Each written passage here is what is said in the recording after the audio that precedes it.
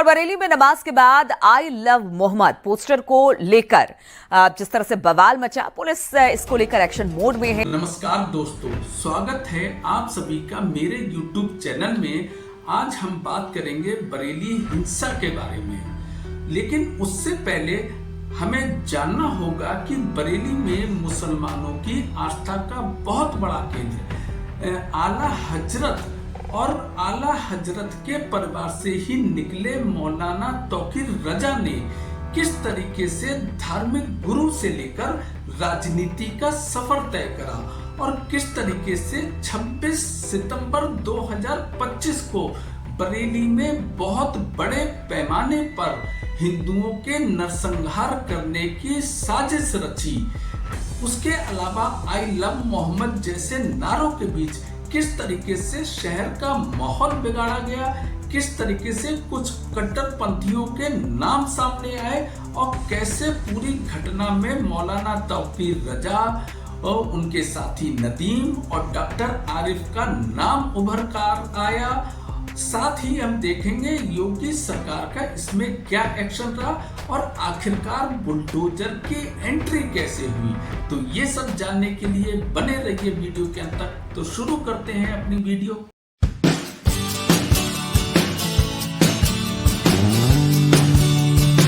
तो दोस्तों, हम बात कर रहे हैं 26 सितंबर 2025 की, जब बरेली के इस्लामिया इंटर कॉलेज में मुसलमानों का एक बहुत बड़ा जनसैलाब इकट्ठा हो गया। मैंने जो ऐलान किया था उसके मुताबिक अमल किया जाएगा। इंशाल्लाह जुमे की नमाज 9 महला मस्जिद में मैं पढ़ूंगा। बरेली का माहौल बीती रात से बेहद गर्म था, जब मौलाना तौकीर रजा ने मुस्लिम समाज से इस्लामिया ग्राउंड में एकजुट रहने की अपील की। और इधर प्रशासन ने भी जगह जगह बैरिकेडिंग कर रखी थी, लेकिन अचानक आई लव मोहम्मद नारों के साथ वह जनसैलाब पुलिस की बैरिकेडिंग तोड़ने का प्रयास करने लगा। लेकिन पुलिस के द्वारा बहुत समझाने के बावजूद वह जनसैलाब पत्थरबाजी करने पर उतारू हो गया और देखते ही देखते उस जनसैलाब की तरफ से सर तन से जुदा जैसे नारे गूंजने लगे। सिर तन से जुदा के नारे लगे थे। बरेली पुलिस की एफआईआर के मुताबिक तौकीर रजा ने भीड़ से कहा था कि आज शहर का माहौल बिगाड़ना है, चाहे इसके लिए पुलिस वालों की हत्या ही क्यों ना करनी पड़े और मुसलमानों को ताकत क्यों ना दिखानी पड़े। तौकीर के करीबी नदीम और उसके साथियों के उकसाने के बाद भीड़ ये कहते हुए आगे बढ़ी कि आज अपना मकसद पूरा करेंगे। इसके बाद हजारों की तादाद में इकट्ठा हुए लोगों ने धार्मिक नारे लगाते हुए पुलिस पर हमला कर दिया। तो ये बड़ा खुलासा इस एफआईआर के जरिए हुआ है।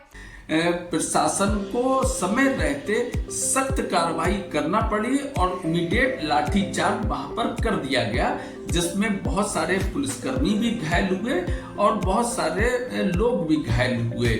लेकिन हैरान करने वाली बात यह है कि आखिर इतने बड़े जनसैलाब को इकट्ठा किसने किया और इस हिंसा को फैलाने का साजिश करता कौन था। तो उसका नाम अब मैं आपको बताने जा रहा हूं। वो जो मुख्य साजिश करता है उसका नाम है आला हजरत खानदान के मौलाना तौकीर रजा और उसका राइट हैंड नदीम और लेफ्ट हैंड डॉक्टर आरिफ। इन तीनों ने मिलकर बरेली को दहलाने की कोशिश की थी, बरेली को आग में जलाने की कोशिश की थी। और तौकीर रजा ये भूल गया था कि इस टाइम किस पार्टी का शासन है, क्योंकि इस तरीके के वो कृत्य इससे पहले भी कर चुका था। और यही डेंटिंग पेंटिंग आपने देखा होगा कल बरेली के अंदर हो, मौलाना भूल गया कि शासन किसका है। पर्व और त्योहारों के दौरान आपने देखा होगा जब भी पर्व और त्योहार आते थे उत्पात शुरू हो जाती थी। अब उत्पातियों और उपद्रवियों को पता लगेगा कि 7 पीढ़ियां याद आएंगी उनको, क्योंकि कभी कभी बुरी आदतें जाती नहीं लोगों की, तो उसके लिए उनकी डेंटिंग पेंटिंग करवानी पड़ती है कायदे से। तो दोस्तों, जो बरेली बहुत शांत रहा करता था और आखिर ऐसा क्या हुआ कि एक के बाद एक लगातार बरेली में हिंसा की वारदात देखने को आपको मिल जाती हैं। तो दोस्तों, इस आखिर इतनी बरेली में हिंसा क्यों होने लगी, इसको जानने के लिए बहुत पीछे जाना पड़ेगा, इसकी तह में पहुंचना पड़ेगा, तब आपको पता लगेगा कि बरेली में एक के बाद हिंसा की वारदातें क्यों होने लगी। तो दोस्तों, मैं खुद बरेली का रहने वाला हूं, इसलिए बरेली को बहुत अच्छी तरीके से जानता हूं। तो सबसे पहले मैं बरेली की जो शांति थी उसका मैं जिक्र करता हूँ। जब भारतवर्ष में 1984 के दंगे हुए तो लगभग पूरे भारत के हर शहर में लगभग कर्फ्यू था, लेकिन बरेली, मात्र एक बरेली ऐसा शहर था जहाँ पे हिंसा की कोई वारदात नहीं हुई। 1990 में जब राम जन्मभूमि आंदोलन हुआ था तो उत्तर प्रदेश के लगभग हर शहर में कर्फ्यू था, केवल एक शहर था बरेली जिसमें किसी तरीके की कोई वारदात नहीं हुई, कोई हिंसा नहीं हुई। फिर आखिर ऐसी क्या वजह है कि जब सब जगह शांति है तो बरेली में इतनी अशांति है? तो और उसकी वजह जो है, आज से 20 साल पहले जो हिंदुओं की पॉपुलेशन बरेली में थी वो 90% पॉपुलेशन हिंदुओं की हुआ करती थी और 10% पॉपुलेशन जो थी वो मुसलमानों की हुआ करती थी। और उसी समय आज से 20 साल पहले के ही लगभग एक बरेली में एक आला हजरत नाम का उदय होता है। मतलब जो एक समुदाय था वो तो आला हजरत को जानता था, लेकिन दूसरा समुदाय था वो आला हजरत से बिल्कुल भी परिचित नहीं हुआ करता था।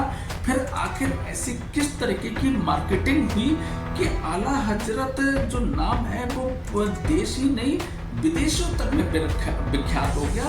बरेलियों की एक बहुत बड़ी पहचान बरेली शहर बन गया। खुद बरेली के लोग नहीं पहचान पाए। तो दोस्तों, मैं आपको एक सच्ची घटना बताता हूँ, क्योंकि जब आला हजरत की मार्केटिंग चरम पर थी उस समय जो प्रदेश में क्षेत्रीय पार्टियों की सरकार हुआ करती थी और केंद्र में कांग्रेस की सरकार हुआ करती थी, तो ये पार्टियां कहीं ना कहीं एक समुदाय का विशेष ख्याल रखा करती थी कि मैंने ये सब मानते हैं। तो बरेली से लेकर भुज तक एक ट्रेन चलाई गई और उसका नाम रखा गया आला हजरत, उसी के नाम पे जिसका आला हजरत का मैं जिक्र कर रहा हूँ। एक दिन की बात है, लगभग आज से 20 साल पुरानी घटना मैं आपको बता रहा हूँ। मैं दिल्ली से बरेली अपने शहर आ रहा था, उस आला हजरत ट्रेन से एक पैसेंजर मुझसे ये पूछता है कि भाई साहब ये ट्रेन कहाँ तक जाएगी। मुझे उस ट्रेन का नाम पता था, इसलिए मैंने बिना जाने पूछे मैंने कह दी ये आला हजरत तक जाएगी।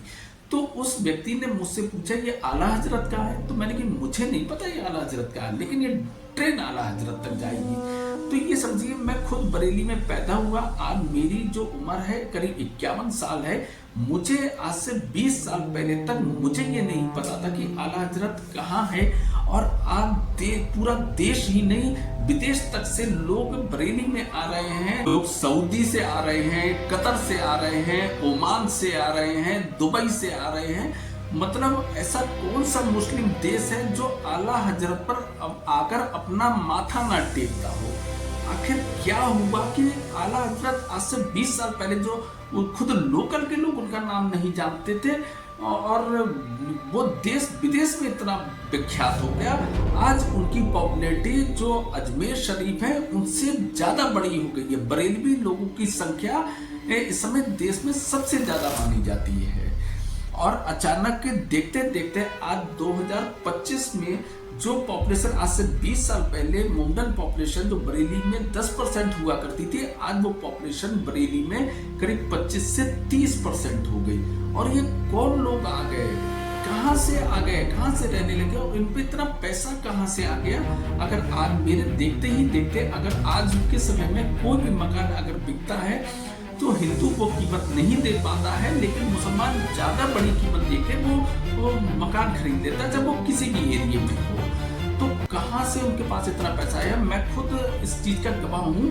मैं कुछ लोगों को ऐसा जानता हूँ कि जो फेरी करा करते थे या जिन्हें सेल्समैन कहे हैं, जो साइकिल पे सामान रखकर डोर टू डोर या शॉप टू शॉप सामान बेचा करते थे और जिनकी गुजर बसर बड़ी मुश्किल से हुआ करती थी। देखते देखते उनके पास कहाँ से इतना पैसा आ गया कि लाखों करोड़ों रुपए की उनकी कोठियां बन गई और वो ऐशो आराम की जिंदगी बिताने लगे। लोग उनका उदाहरण देते हैं कि वो फलाने मियाँ जी हैं, वो कहते हैं ये कोठी उनकी है, आज उनका बहुत बड़ा नाम है, वो कारों से चलने लगे, साइकिल गायब हो गई, कहाँ से पैसा इतना आता चला गया बरेली में केवल एक समुदाय के पास, ये पता ही नहीं लगा। और हिंदू पॉपुलेशन कैसे घटने लगी, कैसे उसका पलायन होने लगा देखते देखते। और शायद जो हिंसा की जो वजह बता रहा था, ये हिंसा की वो वजह है कि जो होने लगी, जो किसी टाइम में जब 90% हिंदू पॉपुलेशन हुआ करती थी और 10% की पॉपुलेशन थी,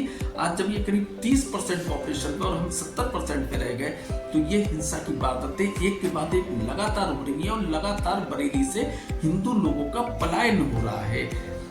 और जो किसी टाइम में एक बरेली में एक नाम हुआ करता था, बरेली की एक पहचान हुआ करती थी शांति की, वो कहीं ना कहीं धूमिल होती चली जा रही है।